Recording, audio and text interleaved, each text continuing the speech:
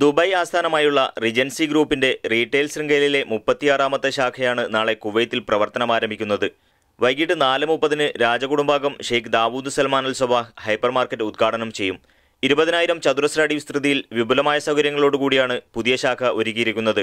മിതമായ നിരക്കിൽ ഗുണമേന്മയുള്ള ഉൽപ്പന്നങ്ങൾ ഉപഭോക്താക്കൾക്ക് എത്തിക്കുക എന്നതാണ് ഗ്രാൻഡ് ഹൈപ്പറിന്റെ പ്രധാന ലക്ഷ്യമെന്ന് റിജൻസി ഗ്രൂപ്പ് സാരഥികൾ വാർത്താസമ്മേളനത്തിൽ അറിയിച്ചു.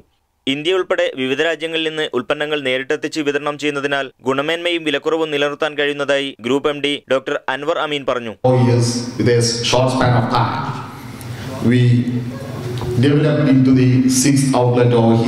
കുവൈത്തിലെ Fahaheel, Hawally, Abu Khalifa, Salmiya, Mangaf എന്നിവിടങ്ങളിൽ ഗ്രാൻഡ് ഹൈപ്പറിന് ശാഖകളുണ്ട്.